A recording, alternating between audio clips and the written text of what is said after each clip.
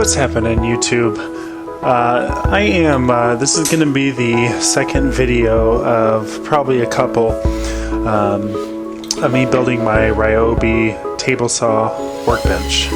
And this is me fastening the casters that I bought from Lowe's onto the base that I built in my previous episode, which you guys can click right there. But these are heavy-duty casters. They can each handle up to 160 pounds, which is important because I want to make sure that anything that I work on this bench top or on this workbench is going to be completely fine. I'm not going to have to worry about these wheels busting off, and probably it would end up in me breaking my workbench. So it's important to have those heavy-duty casters, and they're a bit smaller than I wanted them to be. But if I want to change them in the future, I'll just flip this bad boy over and go ahead and get some bigger wheels. But overall, happy that I have the wheels on there to move it around.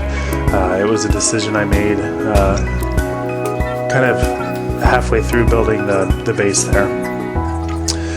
But this episode is just about me building the boxes. I'm building 2 full boxes to put on the base, and then I'll be building some enclosures within those boxes for storage and whatnot. So the first step that I would do is I would cut my boards to length, make sure that it's the right height and depth. Everybody's workbench is going to be different according to what they need.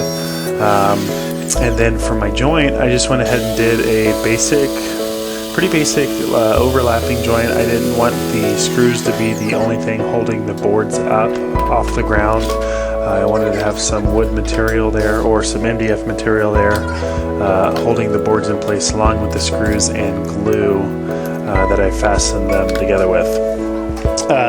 My buddy Justin here, he's helping me. He just decided to come over, and always appreciate his help. Thanks, dude.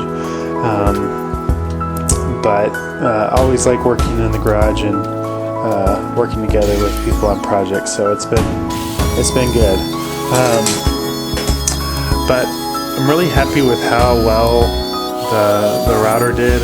I did have this piece of engineered hardwood as a guide. It's kind of perfect because it's real thin.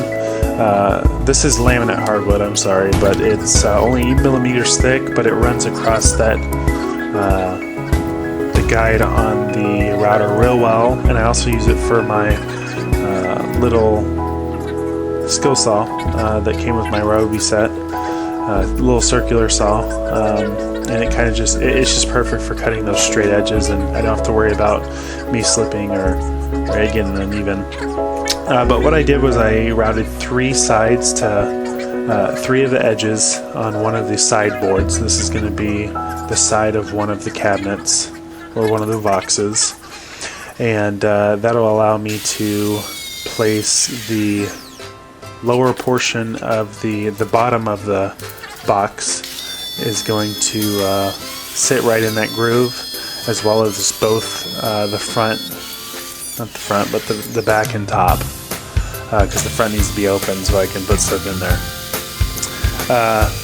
These clamps you see me using are for Harbor Freight. I highly recommend them. They're super cheap. I think I got each one of those for $3 and they work great. I haven't had any issues with them, and I can't justify spending $15 on each clamp at Lowe's or Home Depot. So what I would do is I would make 2 of these sides identical. I cut them with the table saw and the circular saw, and then just duplicated. Went ahead and routed the 3 edges there, sharpened my pencil, and had some help from Justin.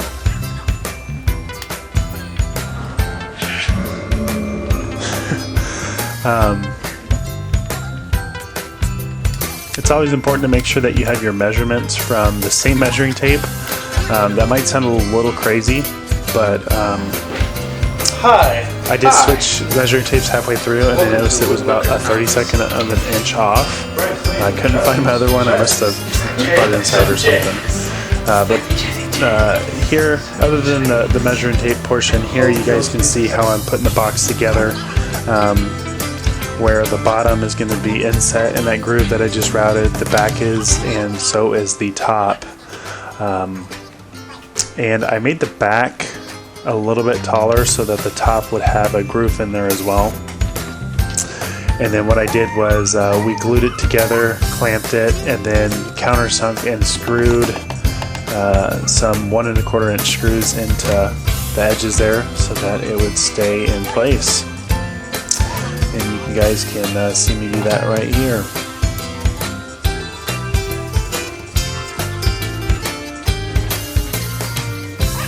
You guys can see it's blowing off from the sawdust. You want to make sure that it's all cleaned out before you glue, otherwise your pieces can be uneven by the time you put it all together. Some sawdust in between the joints that you just routed. And then here's me the next day, I think this is Sunday, putting together the second box. Both of them are identical, and then I'll place both of them on the base, and then once I do that, I can build my desk collection in between these two boxes, and then on one side of one of these boxes I'll have a bigger box to support half of the table saw top. And also I'm thinking about putting some drawers in that bigger box on the edge on one of the sides of these little boxes. I'll update you guys on what I'm going to do there. But overall, this turned out really well. I'm surprised with, not surprised, but was very excited about how everything has turned out. It just ended up getting me real excited and pumped to have a nice little workbench in the garage. But you can see how the box kind of moves around a little bit while I'm putting it together. I wasn't worried too much about it because the back, once I put that back in, the back is perfectly square. I made sure that all edges on that back piece are perfectly square so that when I put it in there, it will center up and make sure that the box is square as well. But other than that, I hope you guys enjoyed it. Just a real quick video showing the next step in the process, and I'll have another video showing how I cut the top for the table saw. And if you guys could rate and subscribe, I will talk to you guys later.